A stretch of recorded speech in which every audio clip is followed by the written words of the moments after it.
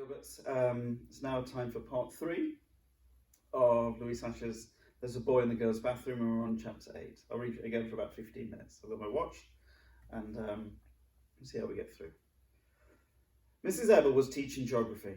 Everybody in the class had a map of the United States on his or her desk. Bradley's map was different from all the others.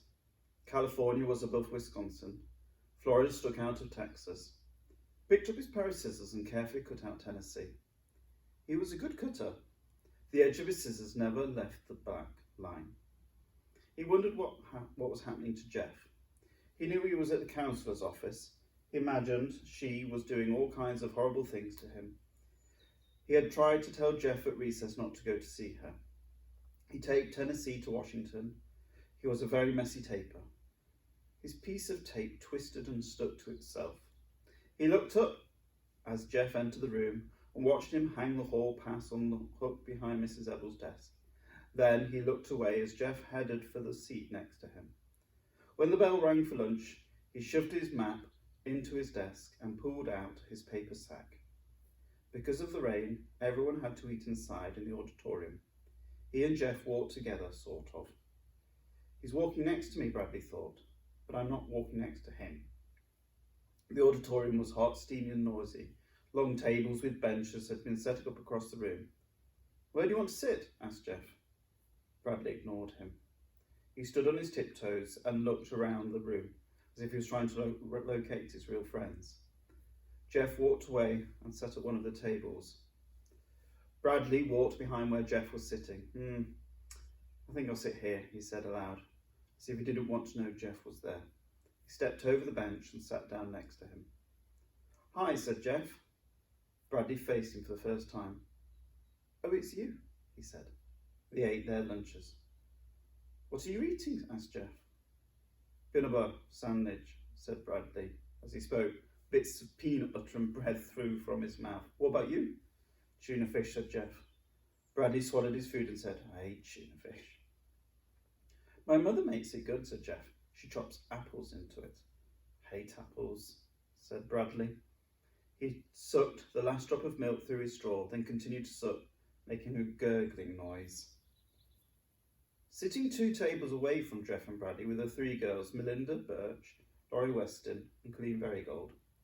They were talking and laughing about something funny that happened to Colleen that morning. Colleen, who had red hair and a freckled face, covered her mouth with her hand. "There he is," she whispered. "It's him." "Where?" said Laurie. "Don't look at him," said Colleen. "He's right there, sitting next to Bradley Chalkers." "Bradley Chalkers," said Laurie. "I think I'm going to throw up." "Don't look," whispered Colleen. Bradley stopped sucking on his straw. "What did the counsellor do to you?" he asked. Jeff shrugged. "Nothing." "Did she yell at you a lot? Was she mean and ugly?" "No. She was nice. I think you'll like her." "Me?" said Bradley. "I'm not going to see her. I didn't do anything wrong." "She's good at helping you solve your problems," said Jeff. "I don't have any problems," said Bradley.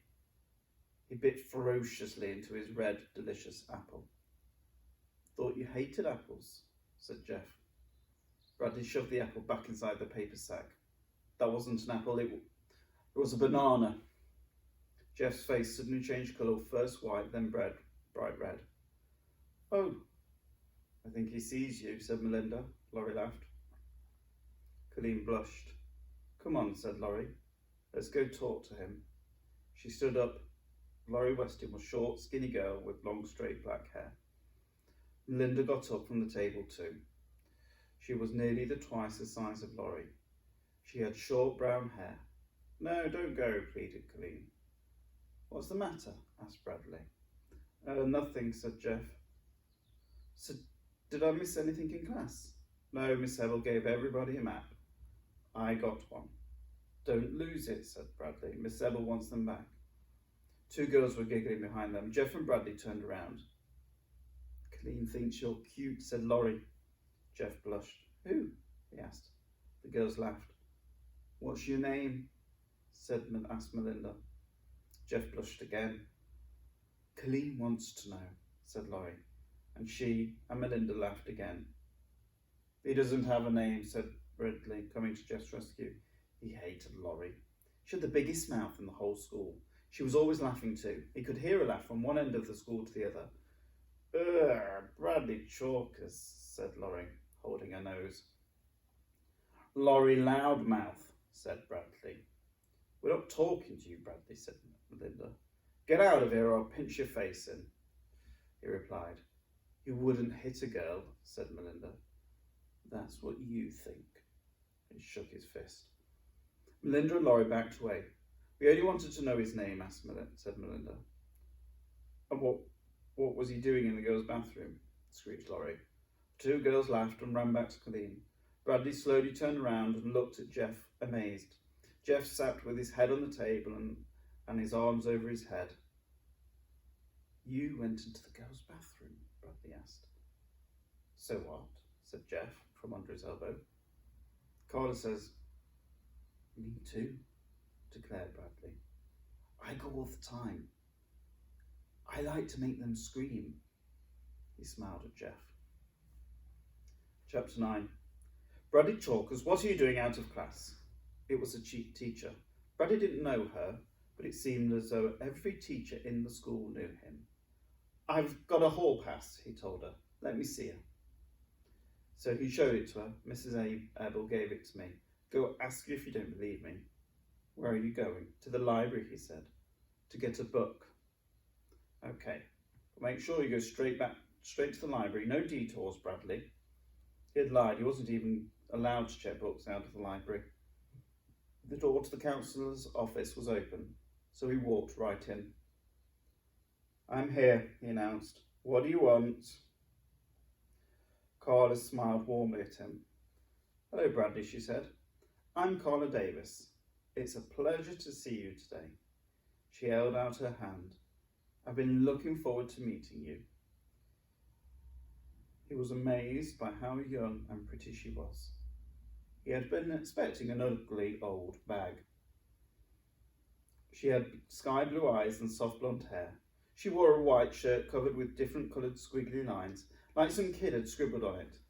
But as he stared at the shirt, he realised that it was made to look that way, on purpose. Aren't you going to shake my hand? She asked. No, you're too ugly. He walked past her and sat down at the table. She sat across from him. I appreciate you coming to see me, she said. I had to come. Mrs. Abel made me. For whatever reason, I'm glad you came. I meant to go to the library, explained, but I came here by accident. Oh, I don't believe in accidents, said Carla. You don't believe in accidents? That was the craziest thing I'd ever heard. She shook her head. What about when you spill your milk? Do you like milk? Asked Carla. No, I hate it. So maybe you spill it on purpose, she said. You just think it's an accident. She smiled. He stared angrily down at the table. Felt like he'd been tricked. I don't drink milk, he said. I drink coffee. He glanced around the room. It was full of all kinds of interesting looking objects. This place is a mess, he said. I know, Carla admitted. I like messy rooms. Clean rooms are boring and depressing. They remind me of hospitals. Don't you get into trouble? Why should I? He didn't know the answer to that, but if it was his room and that it was messy, he'd get in trouble. I didn't do anything wrong, he declared. Nobody said you did. Well, how come I have to be here? I was hoping you'd like it here, said Carla. I was hoping we could be friends. Do you think we can? No. Why not? Because I don't like you. I like you, said Carla. I can like you, can't I? You don't have to like me. He squirmed in his seat. I was hoping you'd be able to teach me things, said Carla. You're the teacher, not me. So, that doesn't matter. A teacher can often learn a lot from her student, and a student can learn from a teacher. I've taught Mrs. Ebel a lot, Bradley agreed. Today I taught her geography. What do you want to teach me? Carla asked. What do you want to know? You tell me, what's the most important thing you can teach me? Said Carla. Bradley tried to think of something he knew. The elephant's the biggest animal in the world, he said, but it's afraid of mice. I wonder why that is, asked Carla. Because, said Bradley, if a mouse ran up an elephant's trunk, it would get stuck, and then the elephant wouldn't be able to breathe, and so it would die, and that's how most elephants die, actually. I see, said Carla. Thank you for sharing that with me. You are a very good teacher. He suddenly felt like he'd been tricked again. He didn't want to share things with her. He hated her. What else do you want to teach me? She asked. Nothing, he said coldly. You're not supposed to talk in school. Why not? It's a rule. Like no sticking gum in the water fountains. Well, in this room there are no rules, said Carla. In here, everyone thinks for themselves. No one tells you what to do. You mean I can stick gum in a water fountain? You could, except I don't have a water fountain. Can I break something? He asked. Certainly. He looked around the room for something to break. Then he caught himself in time. It was another trick. He'd break something and then get into trouble, and nobody would believe him. Then he would have to... I'm not in the mood, he decided. All right, but if you're ever in the mood, there are lots of things you can break. Things I like very much and things that other children use. I will, he assured her. I know karate. He raised his hands sideways over the table. I can break this table in half with my bare hand. I'd hate to see you hurt your hand. Nothing ever hurts me, he told her. I've broken every table in the house, he declared. The chairs too. Call my mother if you don't believe me. I believe you, said Carla. Why shouldn't I? You should. She did too. For the rest of the meeting, and no matter what he told her, she believed him. When he told her that his parents only fed him dog food, she asked him how it tasted. Delicious, he said. Meaty and sweet. I've always wanted to try it, said Carla. When he told her that the president had called him on the phone last night, he asked her what he talked about. Hats, he answered right away. Hats. What did you say about hats? I asked him why he didn't ever wear a hat like Abraham Lincoln. And what did he say? Bradley thought for a moment. I can't tell, it's top secret. Near the end of the session, Carla gave him a piece of construction paper and asked him if he wanted to draw a picture. He chose a black crayon from the big box of crayons and stayed with it the whole time. He scribbled wildly all over the paper. Carla leaned over to look at it. It was very nice, she said. It's a picture of nighttime, he told her. Oh, I thought it was a picture of the floor of a barber shop after someone with black curly hair got cut. That's what it is, Bradley declared. That's what I meant. It's very good, said Carla. May I have it? What for? I'd like to hang it up on the wall. He looked at her in amazement. You mean here? Yes. No, it's mine. I was hoping you'd share it with me, said Carla. It costs $1. It's worth it, said Carla, but I only want it if you're willing to share it. No, he said. Because if you ever change your mind, I'll still want it. You can give me it any time, he suggested. No, I can't. Sure you can. Teachers make kids do things all the time. Carla shook her head. It was time for him to return to class. I've enjoyed your visit very much, said Carla. Thank you for sharing so much with me. She held out her hand. He backed away from it, like it was some kind of poisonous snake. Then he turned and hurried onto the hall.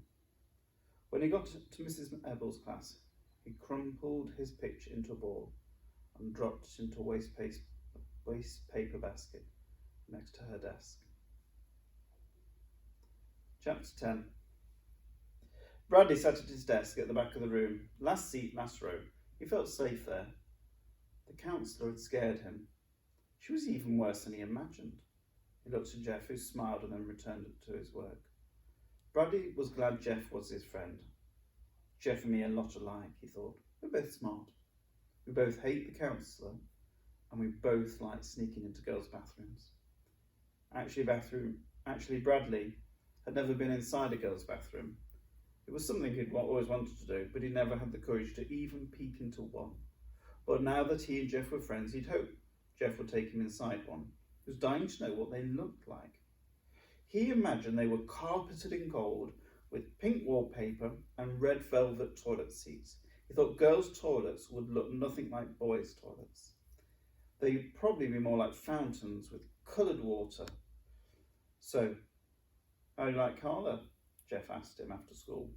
They were walking along the sidewalk next to the school building, carrying their raincoats. It was no longer raining. She's weird, he replied. She likes to eat dog food. Jeff made a face. Did she say that? Bradley nodded. She asked me why the president doesn't wear a hat. How am I supposed to know that? Jeff shrugged and said, I don't know. You don't like her, do you? Bradley asked. She's, I hate her, said Bradley. Me too, said Jeff. I hate her. Bradley smiled his distorted smile. You want to go and seek inside the girls' bathroom? He asked. You mean now? Why not? Now's not a good time, said Jeff. Why not? Jeff thought for a moment. There won't be any girls there now, he said. They'll all go home to use their own bathrooms. You're right, Bradley agreed. Good thinking. We'll do it tomorrow during recess. Jeff smiled weakly. They walked round the corner of the building. Hello, Jeff, said Laurie Weston. Hi, Jeff, said Melinda Birch. Hi, Colleen said quietly to the F. Couldn't be heard. They'd been waiting for him to come by. Somehow, they had found out his name. Hello, hi, Jeff answered, blushing. Laurie laughed. Then the three girls hurried away. Stupid girls, said Bradley. Yeah, Jeff muttered. I hate them, said Bradley. Me too, said Jeff. Why did you say hello to them? They said hello to me first, Jeff replied. So? Jeff shrugged. When anybody says hello to me, I always say hello back. Why? I don't know, I can't help it. It's just like when someone says thank you, you know? Don't you automatically say you're welcome? No. I do, said Jeff. He shrugged again. I guess it's like a reflex, like when you go to the doctor and he taps your knee and you have to kick. I can't help it, it's the same thing. When someone says hello to me, I always say hello back. Bradley tried to make sense of what Jeff said. I know what you can do, he suggested. The next time one of those girls says hello to you, kick her. And that's the end. We've got up to chapter 11.